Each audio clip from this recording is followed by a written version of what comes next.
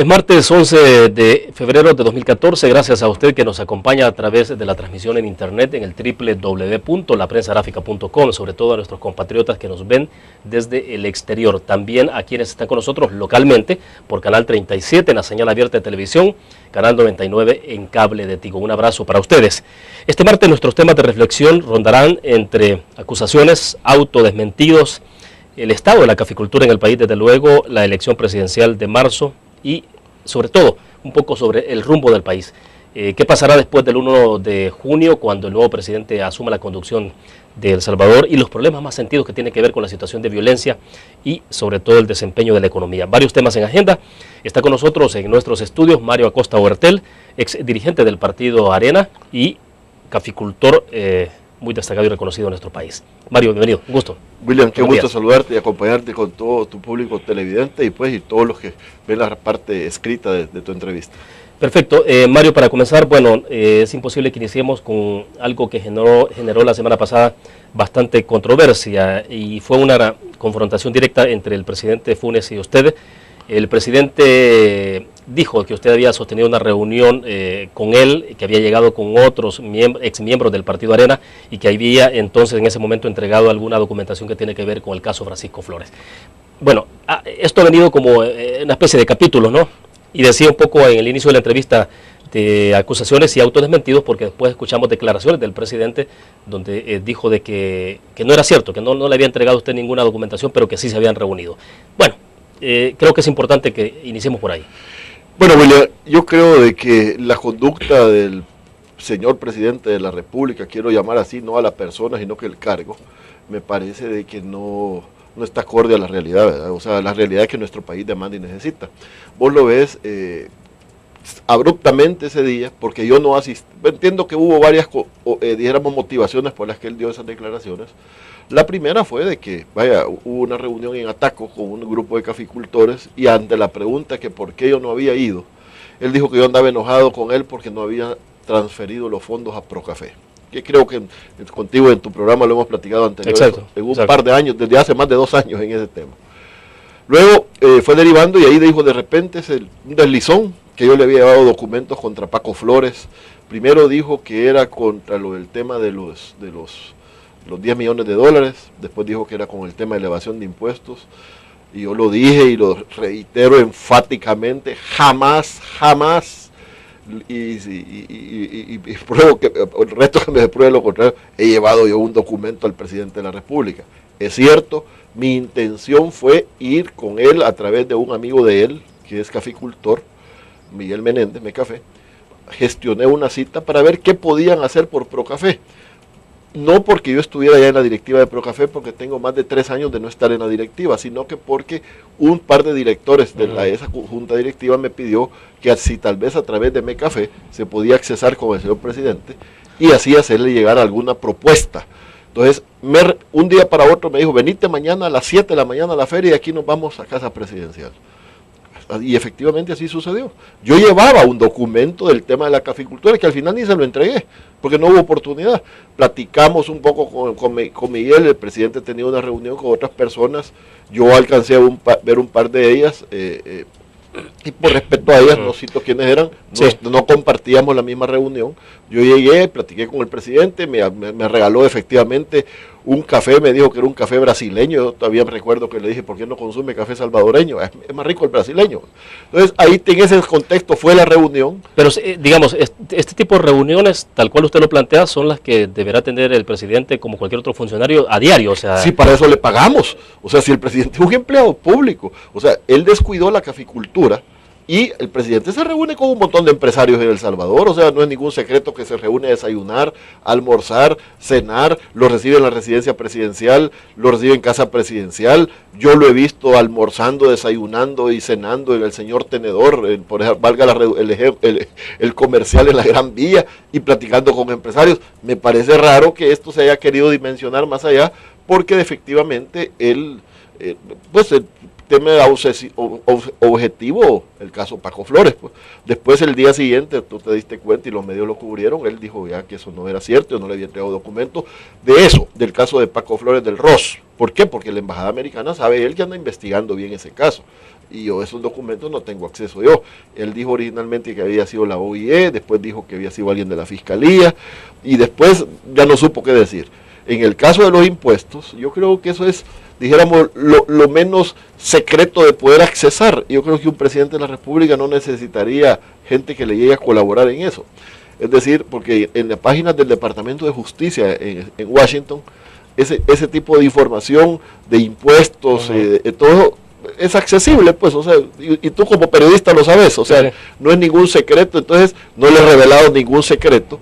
Sin embargo, pues, o sea, se montó un circo mediático alrededor del tema, y él mismo dijo después que ya no quería hablar de eso. Yo también dije, bueno, lo que tenía que decir en ese tema ya lo dije, ¿verdad? Claro. Pero sí valía la pena quizás ampliarlo un poco como lo hemos platicado. Bueno, pero fue interesante porque finalmente fue el mismo presidente que se desmintió a sí mismo, o sea, se retractó de lo que había dicho. Se retractó de lo que había dicho. Pero bueno, usted también en aquel momento dijo de que lo iba a demandar después del 1 de junio. En ese tema, lo que digo yo ya ni es lo que tenía que decir, porque vaya, tengo que evaluarlo bien con mis abogados. O sea, ya inclusive ya teníamos un rastreo de situaciones que había, de audios y todo eso, y de inclusive catastrales, como para ver qué íbamos a proceder, ¿verdad? Todavía no he descartado una acción de ese tipo y veremos qué hacemos el 2 de junio.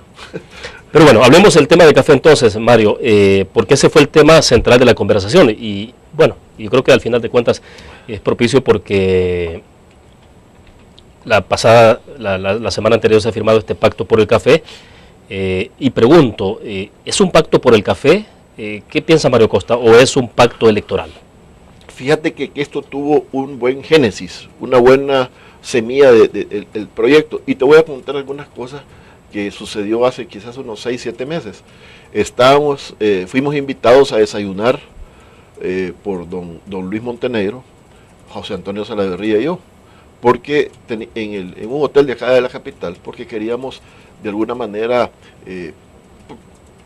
construir una propuesta, no para el futuro gobierno, sino que para el actual gobierno, con medidas emergentes, porque nosotros tres que platicábamos ya veíamos la situación de lo que iba a ser la actual cosecha que se está terminando de cortar, que dicho sea de paso, va a ser la más baja de los últimos 70, 80 años. ¿Tan dramático? Dramatiquísimo. O sea, no hay título para esto. Esto es gravísimo. Entonces, ante eso que ya se veía venir, nos dijimos, hagamos una propuesta. Y hicimos un acuerdo de comenzar a trabajar en esa propuesta los tres. Posteriormente, José Antonio, quien es un particular amigo mío, hemos sido muy amigos de toda la vida, de infancia, de juventud, de pueblo, de Aguachapán, de todo. Entonces, y familias, no se diga, y mucho aprecio y respeto para todos ellos. Entonces, de repente José Antonio ya había tenía una propuesta calendarizada de reuniones de presentación de la propuesta, con el objetivo mismo, que el tema del café sirviera como un punto de partida para construir un gran pacto de nación alrededor del tema café, porque la caficultura siempre se le vio vinculada con la oligarquía, inclusive yo que estudié en la UCA me acuerdo de un libro que se llamaba Fundamentos Económicos de la Burguesía Salvadoreña, hecho por Colindres, que decían que sirvió de pauta para lo que fue la reforma agraria, que se satanizaba mucho eso. Entonces dijimos, hagamos algo. Lastimosamente... Ahora, perdón, pero hasta ahí este documento o las ideas, las iniciativas que estaban, digamos, construyendo era para presentárselo a este gobierno. A este y a los próximos candidatos, porque cuando yo era presidente de Procafé, en el 93, hicimos en un hotel una presentación, escuchamos a los tres candidatos presidenciales, Rodrigo Ávila, Mauricio Funes y el licenciado Chévez. Y ellos nos hicieron una presentación y hubo acuerdos, compromisos, ahí están los audios, están los videos, de los cuales el candidato entonces y ahora presidente Funes de verdad no nos cumplió en nada. Entonces ante eso dijimos, hagamos algo similar en la actual contienda electoral, que vayan los 5. Entonces lastimosamente no se pudo llevar a cabo.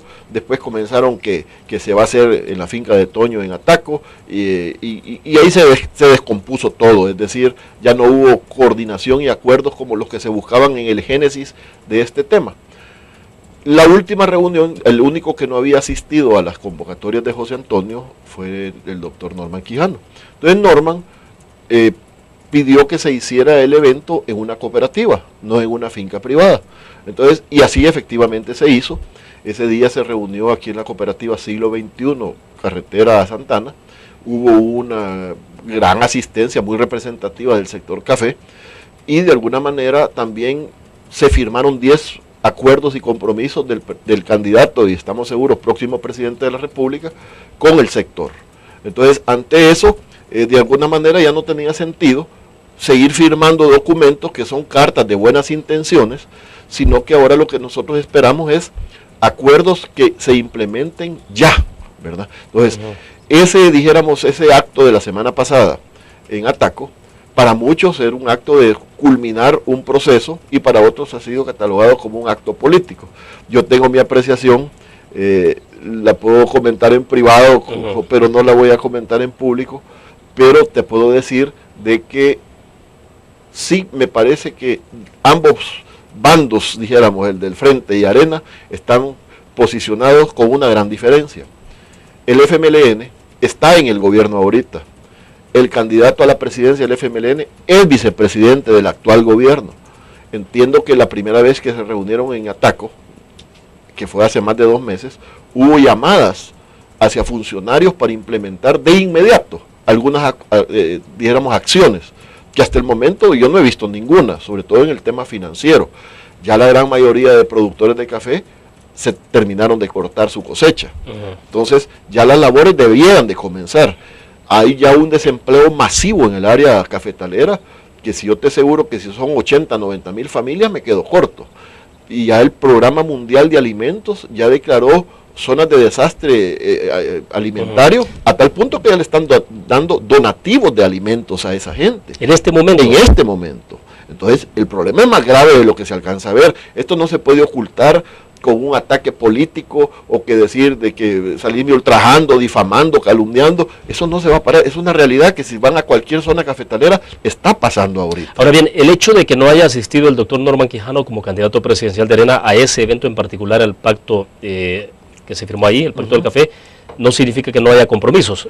Usted me decía, en las reuniones previas ya hubo reuniones del candidato Norman Quijano con cooperativas. Con cooperativas, beneficiadores, productores pequeños, grandes, de todo eso. Y ahí fue donde se firmó esos 10 acuerdos, esos 10 compromisos. ¿Cuál es la diferencia entonces entre ese acto y el que ocurrió la semana anterior, el pasado viernes?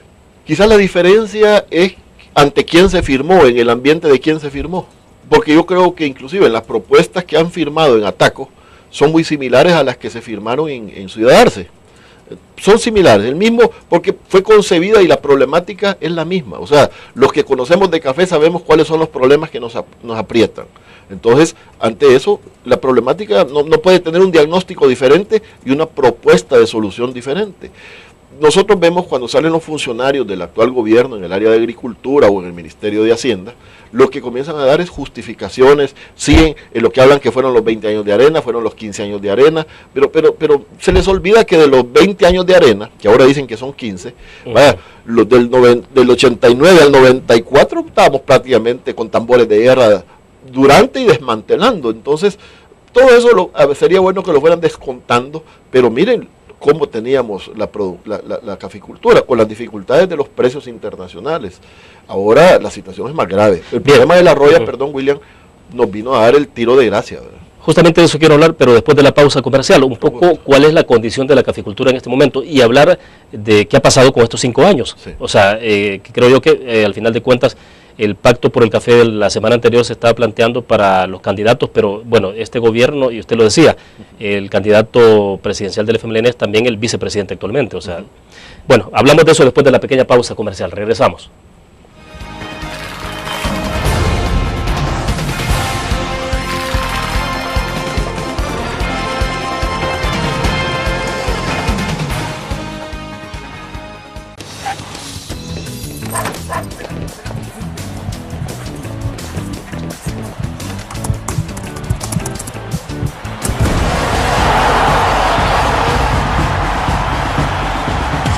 La pasión del deporte la vives también en elgráfico.com, el sitio deportivo más completo de El Salvador, con la información actualizada y resultados minuto a minuto de los partidos en juego. Elgráfico.com, conectados por deporte.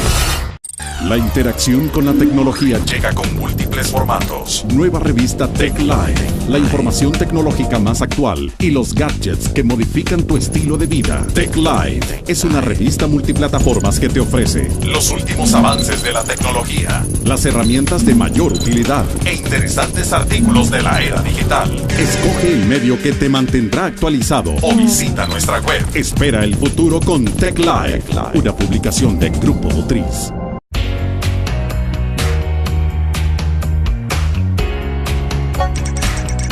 Cada momento, donde quiera que estés, te damos el mejor contenido en diferentes plataformas.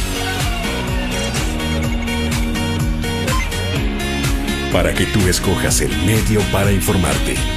Y ahora con Grupo Dutriz Alive, la nueva aplicación digital. Vive la información como una nueva experiencia en tu periódico. Multiplicamos la forma de informarte. Grupo Dutriz. Infórmate. Exprésate. Y disfruta tu música. Punto 105. La radio del joven adulto.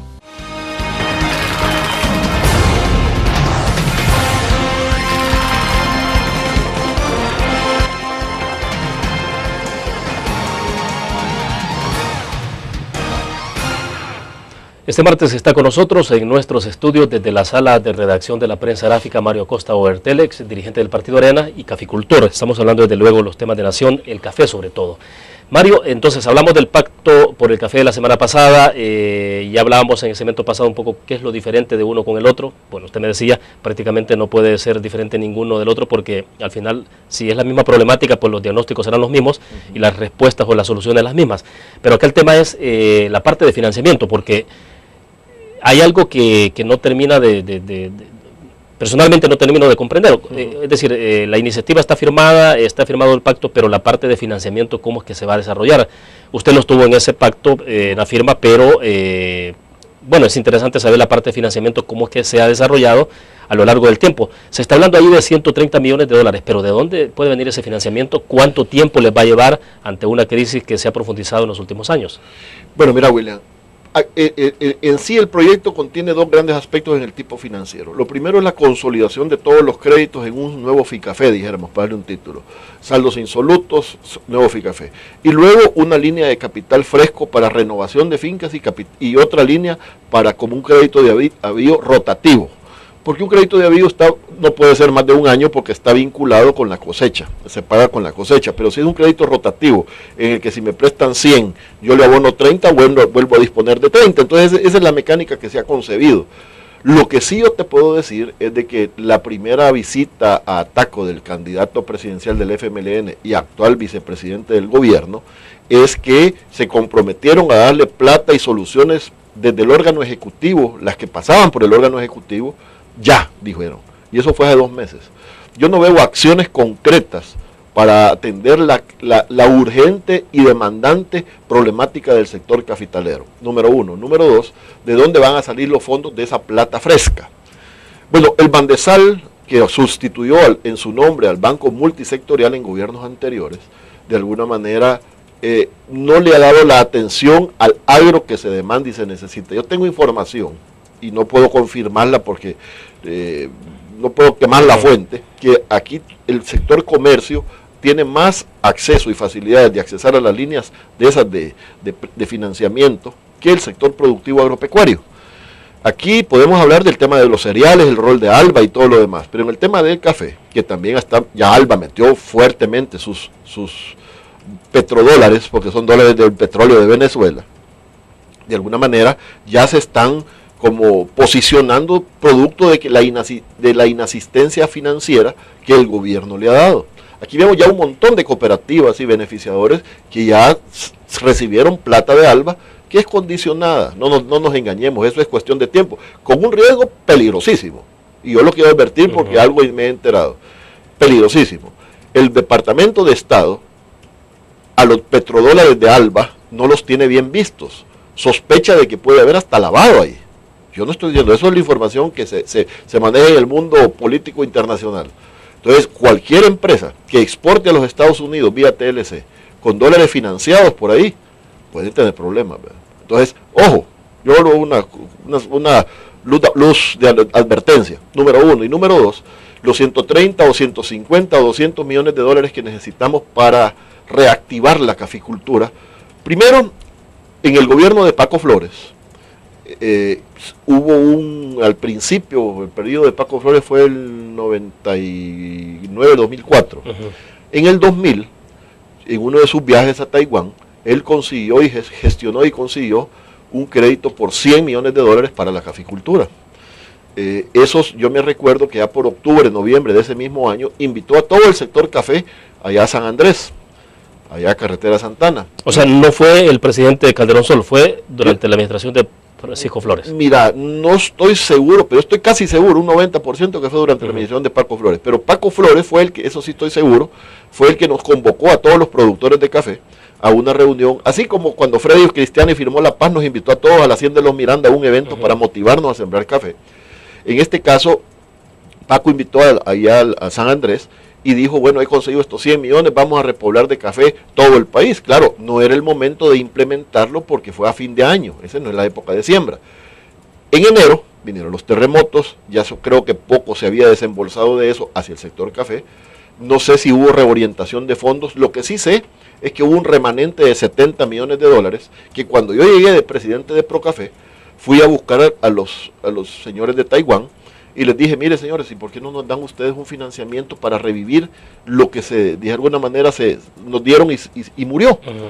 Cuéntenme cómo está esa cosa. Y tengo la carta original y la pongo a disposición de quien quiera. Sí, sí. Esa carta donde el embajador de Taiwán me dice, mire señor presidente Procafé, los fondos remanentes del crédito son 70 millones, basta con que el Banco Multisectorial mande una carta al Banco Central de Taiwán y se revive esa línea, porque la línea venció el plazo de giro, es decir, la dieron por un periodo de tiempo para usarla. Como no se usó, se venció el plazo, entonces todavía. Pero tenían chance entonces de poder revivir y acceder entonces a esos fondos. A esos 70 millones. Es más, te voy a contar una cosa que primera vez que la cuento en público, aunque ya la sabe bastante gente del mundo del café.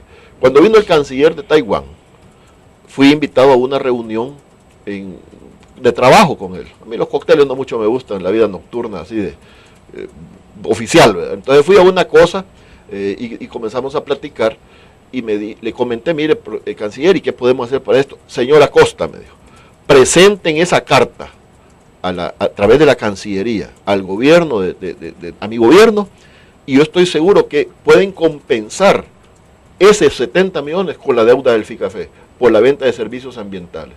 No se hizo. O sea, yo te comuniqué a donde correspondía, lastimosamente no se hizo.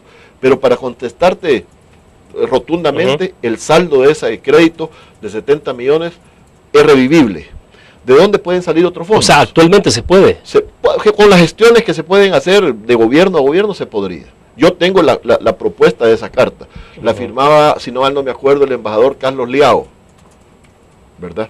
Y el gobierno institucionalmente de Taiwán sigue siendo un gobierno amigo, aunque por rato da la impresión de que se le quiere dar en la nuca para firmar relaciones con los otros chinos, pues, pero chinos son chinos, ¿verdad? O sea, son la misma familia. Claro. Y creo que nos pueden ayudar en eso. O sea que la parte de financiamiento se puede cubrir. Si hay buena voluntad se puede cubrir.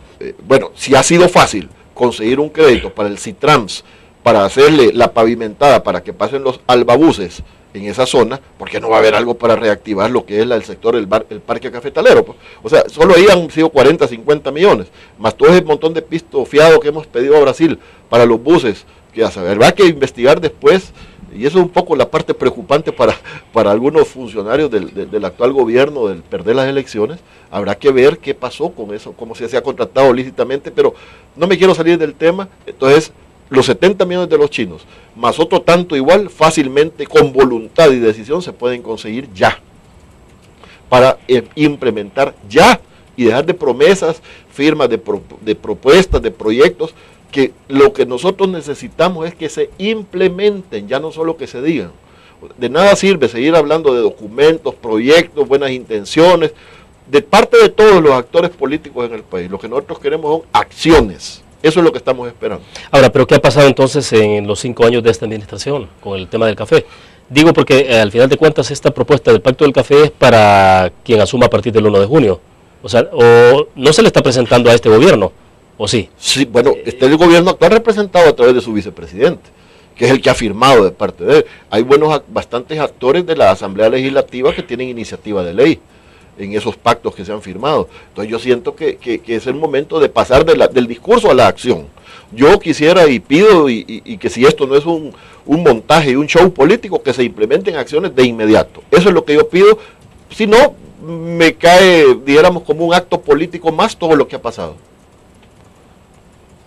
Ahora, volvamos entonces. ¿Cómo está la situación de la caficultura con el tema de la roya? Escuchábamos declaraciones del ministro de Agricultura la semana anterior y decía él que quizás un 45% de la caficultura iba a ser afectada. O lo que tiene que ver con el tema de las exportaciones, sobre todo. Mira, William, a principios, dijéramos como en junio del año pasado, hicieron un pronóstico, dijéramos, no sé con qué metodología, porque ya la gente de Procafé ya fue despedida, que la gente que elaboraba ese tipo de pronósticos y diagnósticos, hablaban de 1.100.000 quintales. Yo te aseguro que si pasamos de 600.000, entre 500 y 600.000, va a haber que reventar cohetes. La situación es gravísima, los rendimientos en las fincas y en los beneficios es pobrísimo. Yo no sé qué ha pasado, porque definitivamente se veía una mediana cosecha, pero se ha desvanecido y no se la han robado, sino que sencillamente hubo necesidad de más granos de café por 1 libra. Entonces ha habido una combinación y este año no llovió durante la temporada, para decir que fue la lluvia lo que nos pasó hace 2-3 años. La roya afectó tremendamente, pero las cosechas, la realidad es que va a ser la más baja de los últimos 70-80 años. Y los precios habían llegado a un mínimo, ha comenzado un poco sube 7, baja 7, sube 2, así va, ¿verdad? Pero ahorita no es rentable, el remanente de saldos insolutos va a ser bastante grande, y la gente, si no tiene plata para trabajar, si este año va a ser de 500.000, el próximo año va a ser de 200.000. Va a pasar con el café lo que le pasó al algodón y le pasó al añil. ¿Usted cree que ese es el camino? Ese es el camino y la tendencia. O sea, yo no sé si aquí se le ha apostado a que aquí viene el salvavidas que se llama Albacafé para rescatar la caficultura, o qué es lo que están pensando. Porque las acciones se les han advertido de parte del Ministerio de Agricultura, a excepción de las buenas intenciones que ha manifestado, y lo tengo que reconocer, el viceministro Hugo Flores. Yo siento que él, que ha sido, dijéramos, el único funcionario de ese ministerio que ha estado los 5 años, porque han habido 3 o 4 ministros, y ninguno conocía de café. Entonces sí creo de que él ha tenido buenas intenciones, pero no deja de ser un viceministro, pues, o sea, al final el que manda es el ministro en un ministerio. Eso es lo primero. Y segundo, el hecho de que hasta el producto que trajeron, el fungicida para combatir el ataque de la roya, no solo vino tarde, sino que fue envuelto en un tema vinculado con corrupción. Ya se denunció oportunamente. ¿Cómo así? Bueno, si gusta me lo desarrolla después esa parte, sí, porque tenemos que hacer una pequeña pausa comercial, esta parte de corrupción en la compra del fungicida. Sí. Bueno, lo desarrollamos después de la pausa comercial.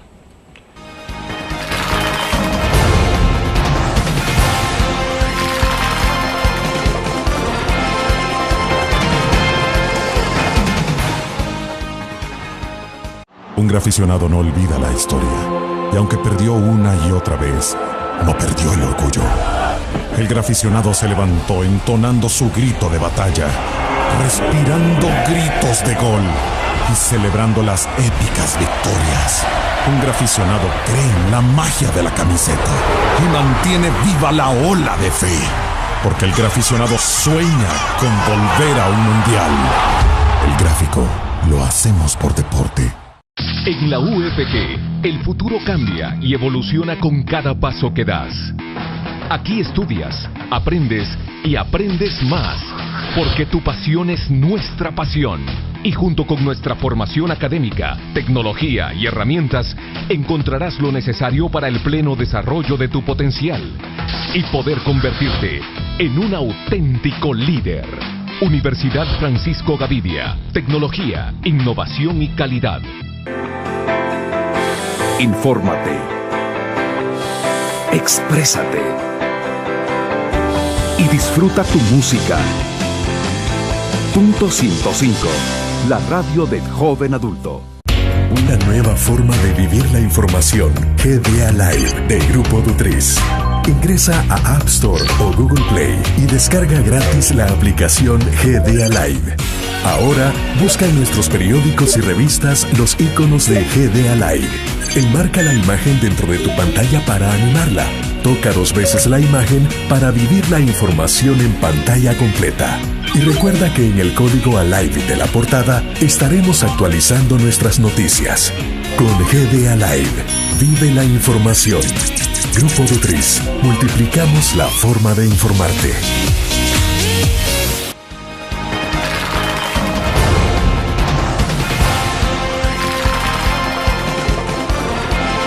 Ahorita vamos.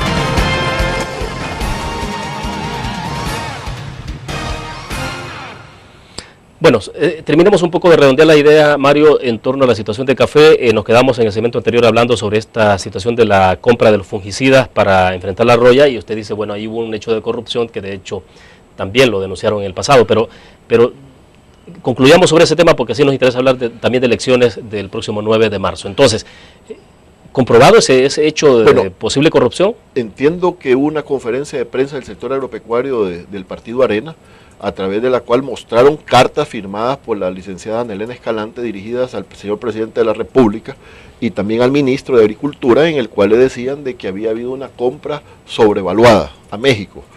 La respuesta que le dieron a ella fue el ministro, que entiendo que fue que a ella le habían cotizado en euros y a él en dólares, aunque en México ya no sabía que la moneda era euros para cotizar cuando el producto es fabricado en México.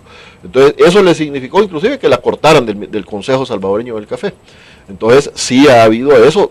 Aquí te puedo hacer llegar copia de esa carta, que yo la tengo, pero la tienen 1000 gente más, y eso yo la obtuve a través de un diputado de la Asamblea. Entonces sí es algo que efectivamente la denuncia está. Me ha extrañado que no ha habido ninguna respuesta ni reacción a eso. Sí, porque además de eso, porque los fondos que ha ocupado para eso es un remanente de unos fondos, dicen que de los de Procafé, porque de los casi 2 millones de dólares que hemos pagado los productores hacia Procafé, no nos han contado ni siquiera, no digamos que no nos han dado cuentas, aunque sí debería de ser, ¿verdad? Pero no nos han contado en qué los han gastado, a dónde están, qué se han hecho. Creo que sería interesante también que nos contaran de eso, ¿verdad? Porque, en primer lugar, yo le quiero aclarar al presidente, porque él dijo de que esos eran fondos que se manejaban de una manera discrecional, y eso, sabe que no, eso no es partida secreta, ni transferencia bajo imprevistos y cosas que se parejan. Esos fondos que son limitados se pasan detalladamente en una planificación anual y se ejecutan. Pues, o sea, la junta directiva, de las cuales todos los miembros son ad honorem en Procafé, no tienen nada que ver en eso, ¿verdad? Así que en ese tema sí yo pediría pues, que una labor investigativa más que profundice más en ese tema. Bueno, entonces para concluir sobre el tema de café, ustedes lo que esperan son acciones. O sea, acciones, ya no discursos. Y eso no hay necesidad de esperar hasta junio. No, mira, William, cualquier gobierno en el área agropecuaria, cualquier acción u omisión está vinculada con el invierno, ¿verdad? Porque el invierno es el que da la pauta de las labores en el campo, preparar tierras, comenzar a sembrar, etcétera. En el caso del café es lo mismo. Ahorita terminó la cosecha en el 90% de las fincas del país, ahorita significa que hay que comenzar a hacer las podas, limpiezas de cafetales, etcétera, y terminar de eliminar la roya que pueda haber de remanentes, y entonces todo eso hay que hacerlo ya. Pero si no hay capital de trabajo y la gente no ha pagado ni su crédito de habido de la cosecha anterior porque quedó endeudado, o sea, hay una incertidumbre, una nebulosa que no se le ve ni patas ni cabeza. Ojalá que las autoridades del actual gobierno implementen ya acciones concretas, ¿verdad? Bueno, perfecto. Hablemos de la situación política electoral del país, Mario. Bueno, a propósito del Pacto del Café, vimos al alcalde de Ahuachapán, a Rafael Morán. Sí. ¿Esas no son señales encontradas o de situación interna de cómo está la situación en Arena? Pues fíjate que son, dijéramos, de las acciones que se pueden prestar a manipulación política. Porque Rafael, yo lo conozco, estuvimos el sábado y hemos estado en contacto permanente en acciones en el partido en Ahuachapán. Y sí te puedo garantizar y asegurar de que él, primero, no se ha ido de Arena, ¿verdad? Y segundo lugar, él estaba ahí como productor de café y amigo de José Antonio, que porque él lo invitó, ¿verdad? Y son muy amigos, entonces él acudió a la invitación de un amigo. Sí me extrañó verlo firmando en calidad quizás de testigo, pues, ¿verdad? No sabría decirte. Pero no, yo te puedo decir que puede ser una señal que se preste a la manipulación. Ahí es a donde caemos en la duda si esto es un show político o es algo de verdad para la caficultura. Porque el alcalde de Ahuachapán no es un actor que va a determinar que se implementen acciones para rescatar la caficultura allá, ¿verdad? Entonces, ahí es donde vos comenzás a ver, vaya, andaba el expresidente Saca, que ya no es candidato, firmándolo también. Él lo había firmado allá por diciembre. Entonces, pero no sé en calidad de qué, pues, o sea, si es de buenas intenciones o de acciones. Yo lo que pediría como productor de café son acciones, ya no fotos bonitas. Ahí están sacando un video muy interesante, que no sé quién lo estará pagado, del Foro del Café. Esa es una ONG del FMLN de toda la vida, ¿verdad? Pero yo siento que esos temas no debemos de politizarlos, ¿verdad? O sea, que esa fue la idea original con José Antonio. Y yo estoy seguro que Toño no está queriéndolo politizar. Pero sí, ahora, pero es imposible que no se politizara, es decir, en un contexto de elecciones es imposible. O sea, es imposible, pero también era muy difícil no hacer nada, dijéramos. Pero sí, yo creo que el FMLN, dijéramos, maquiavélicamente lo está ocupando políticamente y no debiera. Lo que debiera es, si verdad son buenas intenciones hacia el sector, es implementar acciones. Yo no hace mucho tiempo me encontré también ahí en la Gran Vía, platicamos con José Luis Merino. Él es una persona, entiendo, de los que toman las grandes decisiones en el frente, y también compartimos frente a sus familiares de él, conversamos públicamente del tema del café. Pues, o sea, siento que hay conciencia de lo que hay que hacer en el café, pero veo que falta acciones, y eso es lo que demandamos ahorita. Bueno, entonces hablemos ya de elecciones 9 de marzo. Sí. ¿Es cuesta arriba para el Partido Arena de cómo se perfila un posible resultado, partiendo de que hay 10 puntos de diferencia del FMLN sobre el Partido Arena? William, este es un nuevo, dijéramos, aquello fueron las eliminatorias, esta es la final. Aquí vamos 0-0. No hay ningún voto depositado en ninguna urna. Arranca de cero. Sabemos, ya identificamos buena parte de la problemática logística y motivacional que tuvo la gente. Tengo que reconocer el problema de Paco Flores, psicológicamente afectó a mucha gente. No hubo una desmarcada formal de eso. Creo que a estas alturas eso está superado.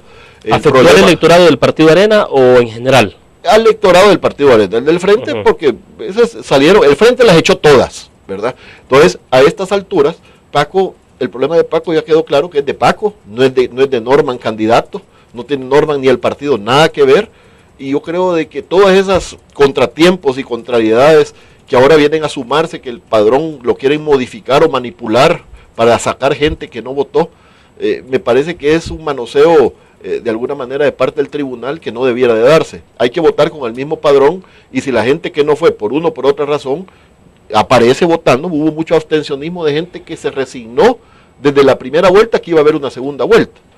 Yo te aseguro que la remontada es viable, sí se puede, estoy seguro que se va a poder.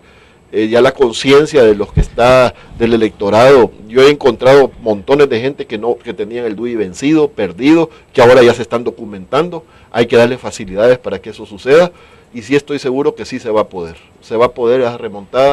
En primer lugar, vemos las dos parejas de candidatos. No hay comparación, ¿verdad? O sea, la parte académica, profesional, vaya, mucha gente, o el fin de semana me decían una gente en uno de los departamentos de Occidente, mira, Mario me dijo, si Norman no lo acusan de que ha matado a nadie, de que ha robado algo.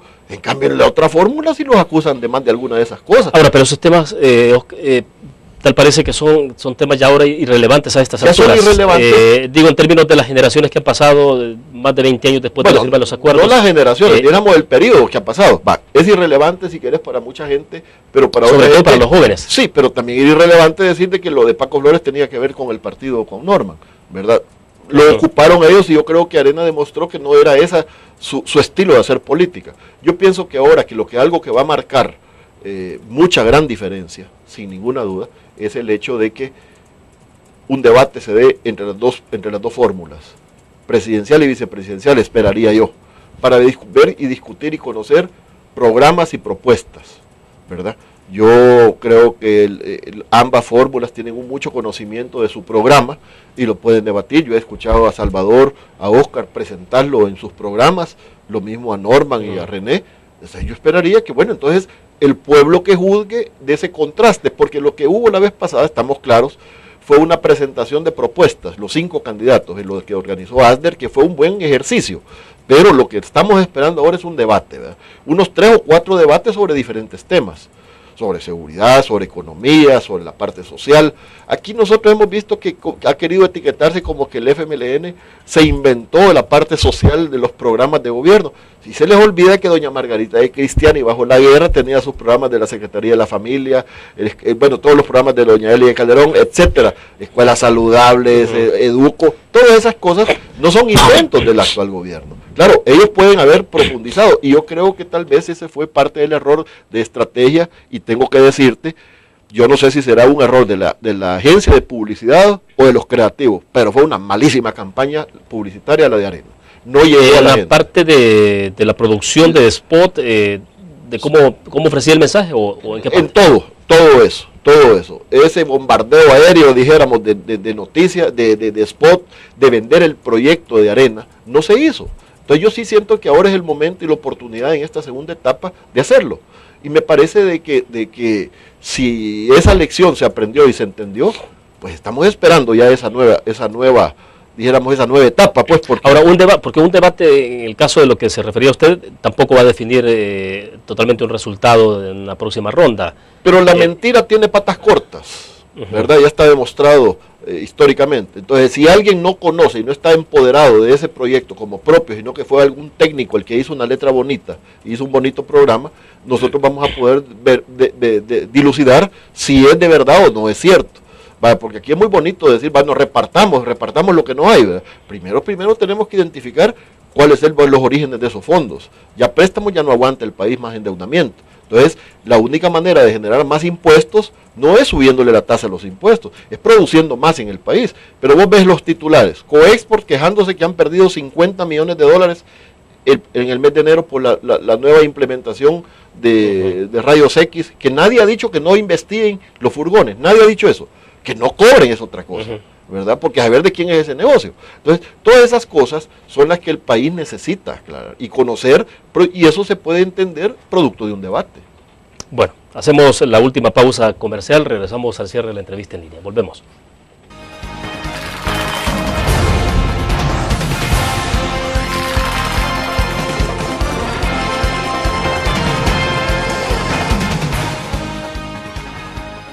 En la UFG, el futuro cambia y evoluciona con cada paso que das. Aquí estudias, aprendes y aprendes más, porque tu pasión es nuestra pasión. Y junto con nuestra formación académica, tecnología y herramientas, encontrarás lo necesario para el pleno desarrollo de tu potencial y poder convertirte en un auténtico líder. Universidad Francisco Gavidia, tecnología, innovación y calidad. Un graficionado no olvida la historia, y aunque perdió una y otra vez, no perdió el orgullo. El graficionado se levantó entonando su grito de batalla, respirando gritos de gol y celebrando las épicas victorias. Un graficionado cree en la magia de la camiseta y mantiene viva la ola de fe, porque el graficionado sueña con volver a un mundial. El gráfico lo hacemos por deporte. Infórmate, exprésate y disfruta tu música. Punto 105, la radio del joven adulto. Cada momento, donde quiera que estés, te damos el mejor contenido en diferentes plataformas, para que tú escojas el medio para informarte. Y ahora con Grupo Dutriza Live, la nueva aplicación digital. Vive la información como una nueva experiencia. Multiplicamos la forma de informarte. Grupo Dutriz.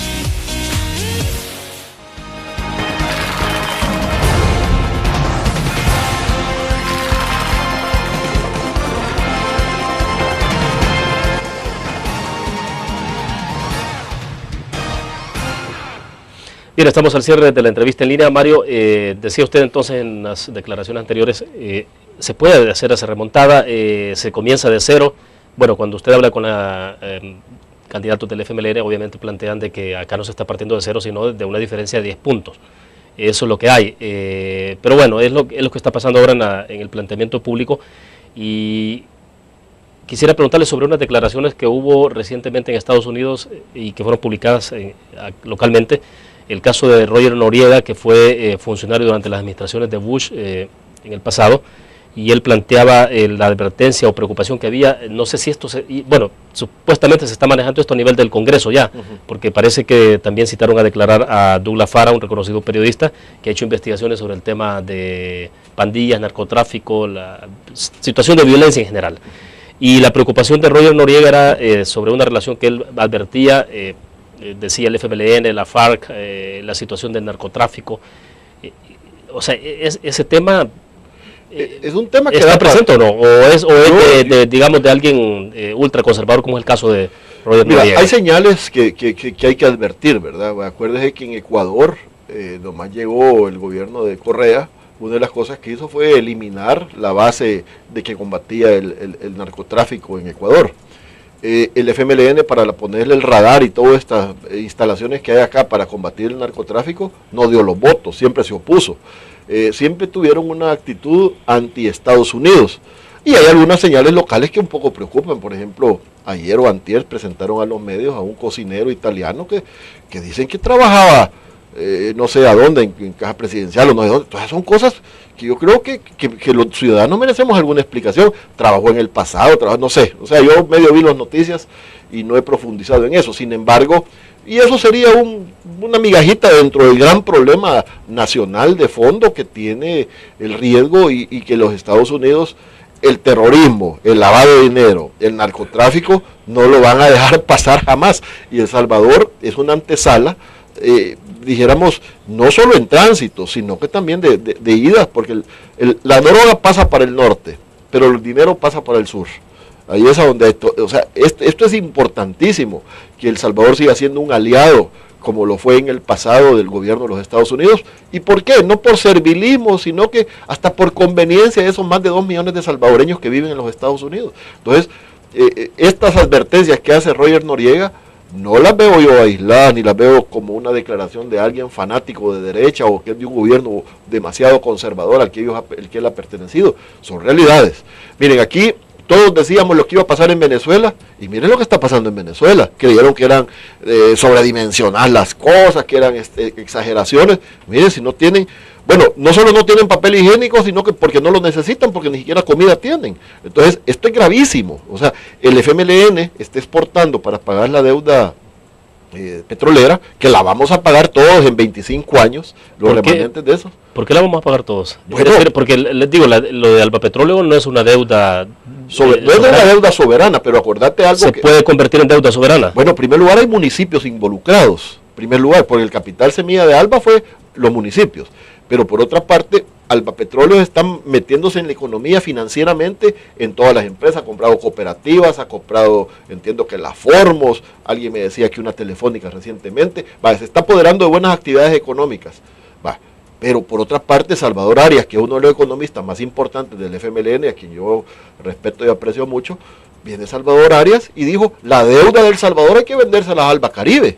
O sea, la deuda soberana. Entonces vamos a ser dueños de Venezuela, ya sea por la deuda y también localmente. O sea, esto, yo creo que los norteamericanos eso no lo van a dejar pasar así tan fácilmente. Bueno, pero Estados Unidos en todo caso se ha mantenido al margen. Es decir, incluso hubo una declaración de senadores, de congresistas en Estados Unidos pidiendo al gobierno que se mantuviera al margen, y la embajadora María Carmen Aponte en El Salvador ha sido sumamente prudente, incluso en las declaraciones las ha evitado públicamente en los últimos días para evitar justamente que se señale la participación o el intervencionismo norteamericano. Yo no creo que los Estados Unidos estén pensando en intervenir, dijéramos. Lo que sí estoy pensando es que están preocupados del rumbo de esto, que son respetuosos de la democracia a la cual ellos tanto le apostaron a través de los diferentes gobiernos. Eso no me cabe duda.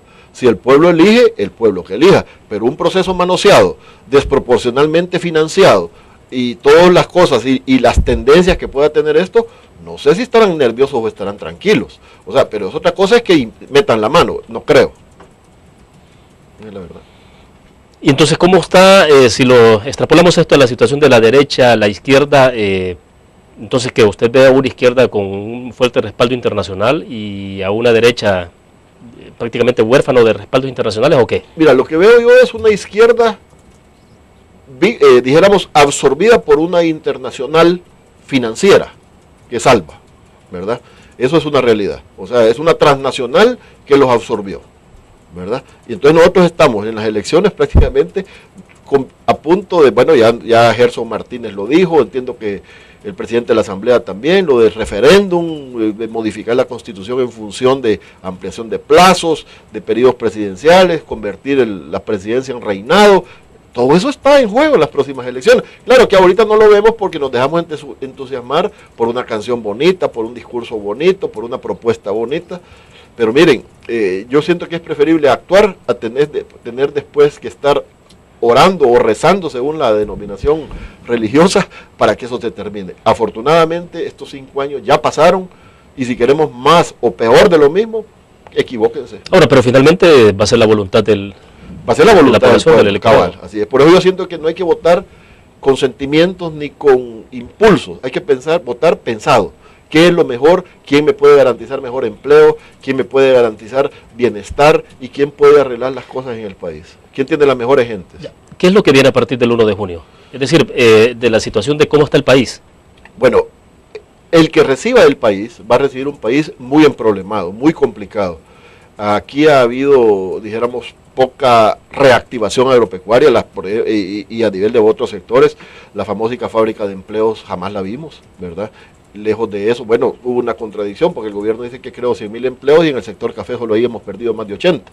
Entonces, pero bueno, cifras de más, cifras de menos, yo siento de que la situación es complicada. Y hoy ya no le podemos echar la culpa a la situación internacional, porque la crisis internacional, la misma es para Guatemala, para Honduras, El Salvador, Nicaragua y Costa Rica, y todos tienen una situación de solvencia y de ambiente social y de economía mejor que el nuestro. Entonces yo siento de que... Ahora, ¿qué es lo que está amarrando el país para que no pueda levantarse, digamos, en términos económicos? Esa contradicción, ese pleito permanente, esa batalla campal innecesaria. Yo siento que el presidente confundió su rol desde hace ratos. O sea, me parece que un presidente es como el papá del colegio, el de la casa, que impone autoridad, buen ejemplo, etcétera. Pero yo creo que todo eso se dedicó mucho a confrontar, y yo creo de que él no es el candidato presidencial. Es como que él retara bueno, el otro día retó a Norman, que rete a Freddy Cristiano. Digo que debatiera con él, o sea, sí le llamó. Con él, ¿y en calidad de qué? Pues él ya se va. Si los candidatos que van de candidatos son los otros. Pero si quiere hablar de proyectos incumplidos, vaya y que rete a Freddy Cristiano y que me rete a mí para debatir la parte económica, que rete a quien quiera, pues.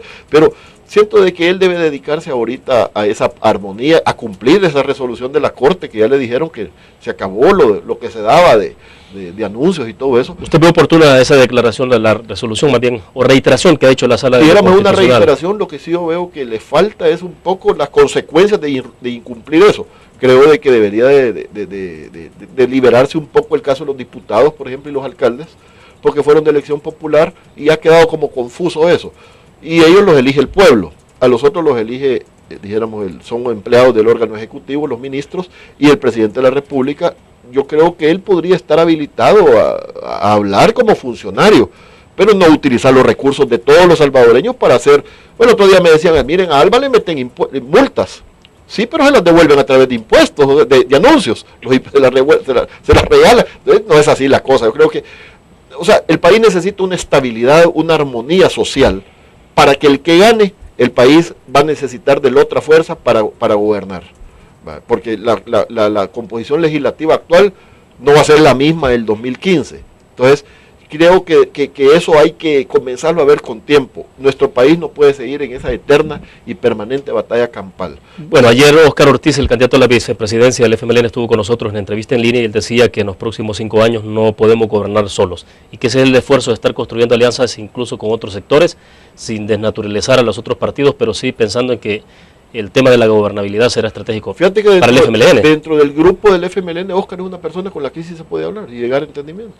Pero lástima que esté en el bando contrario, ¿verdad? Pero sí está bien. Bueno, terminamos, se nos agotó el tiempo, gracias Mario, que estuvo con nosotros. William, un gusto saludarte y muchas bendiciones y éxitos a todos. Bueno, terminamos entonces la entrevista en línea. Gracias a ustedes que nos acompañaron. Les recuerdo, a las 6:45 de la mañana, el resumen de noticiero de La Prensa Gráfica, 7 en punto la entrevista en línea a través del www.laprensagráfica.com y Canal 37 señal abierta, Canal 99 en cable de Tigo. Nos vemos mañana.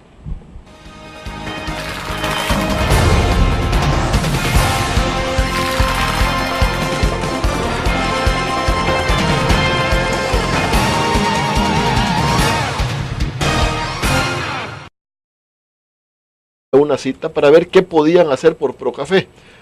No porque yo estuviera ya en la directiva de Procafé, porque tengo más de 3 años de no estar en la directiva, sino que porque un par de directores de esa junta directiva me pidió que si tal vez a través de Mecafé se podía accesar con el señor presidente y así hacerle llegar alguna propuesta. Entonces, un día para otro me dijo, venite mañana a las 7 de la mañana a la feria y aquí nos vamos a Casa Presidencial. Y efectivamente así sucedió. Yo llevaba un documento del tema de la caficultura que al final ni se lo entregué, porque no hubo oportunidad. Platicamos un poco con Miguel, el presidente tenía una reunión con otras personas, yo alcancé a ver un par de ellas, y por respeto a ellas, no cito quiénes eran, no compartíamos la misma reunión.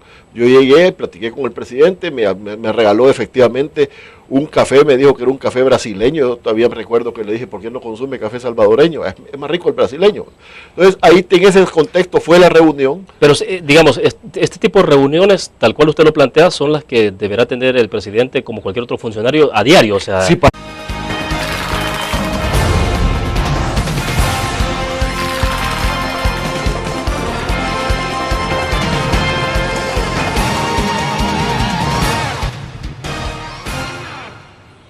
es martes 11 de febrero de 2014, gracias a usted que nos acompaña a través de la transmisión en internet en el www.laprensagráfica.com, sobre todo a nuestros compatriotas que nos ven desde el exterior, también a quienes están con nosotros localmente por Canal 37 en la señal abierta de televisión, Canal 99 en cable de Tigo. Un abrazo para ustedes. Este martes nuestros temas de reflexión rondarán entre acusaciones, autodesmentidos, el estado de la caficultura en el país, desde luego la elección presidencial de marzo, y sobre todo un poco sobre el rumbo del país. ¿Qué pasará después del 1 de junio cuando el nuevo presidente asuma la conducción de El Salvador y los problemas más sentidos que tienen que ver con la situación de violencia y sobre todo el desempeño de la economía? Varios temas en agenda. Está con nosotros en nuestros estudios Mario Acosta Huertel, ex dirigente del partido Arena y caficultor. Por eso le pagamos. O sea, si el presidente es un empleado público, o sea, él descuidó la caficultura.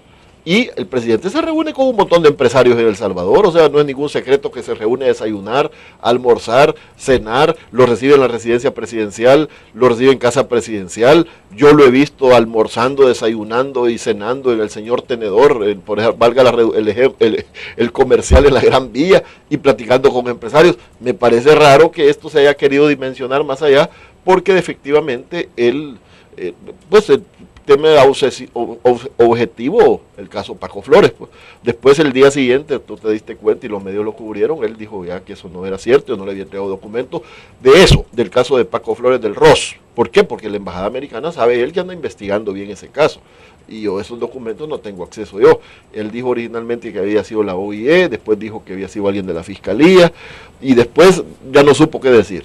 En el caso de los impuestos, yo creo que eso es, dijéramos, lo menos secreto de poder accesar. Yo creo que un presidente de la República no necesita... Muy destacado y reconocido en nuestro país. Mario, bienvenido, un gusto. William, qué gusto saludarte y acompañarte con todo tu público televidente y todos los que ven la parte escrita de tu entrevista.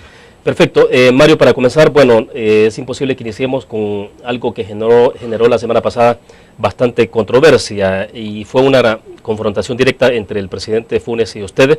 El presidente dijo que usted había sostenido una reunión con él, que había llegado con otros exmiembros del partido Arena y que había entonces en ese momento entregado alguna documentación que tiene que ver con el caso Francisco Flores.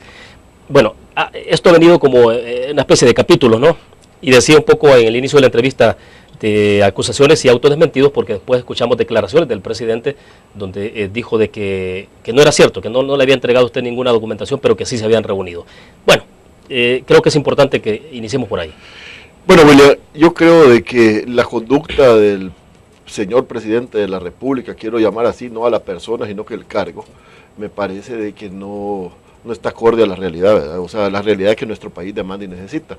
Vos lo ves abruptamente ese día, porque yo no asistí. Entiendo que hubo varias, dijéramos, motivaciones por las que él dio esas declaraciones. La primera fue de que, hubo una reunión en Ataco con un grupo de caficultores y ante la pregunta que por qué yo no había ido, él dijo que yo andaba enojado con él porque no había transferido los fondos a Procafé. Que creo que contigo en tu programa lo hemos platicado anteriormente. En un par de años, desde hace más de 2 años en ese tema. Luego fue derivando y ahí dijo de repente un deslizón que yo le había llevado documentos contra Paco Flores. Primero dijo que era contra lo del tema de los 10 millones de dólares, después dijo que era con el tema de elevación de impuestos, y yo lo dije y lo reitero enfáticamente, jamás, y pruebo que el resto que me pruebe lo contrario, he llevado yo un documento al presidente de la República. Es cierto, mi intención fue ir con él a través de un amigo de él, que es caficultor, Miguel Menéndez, Mecafé, gestioné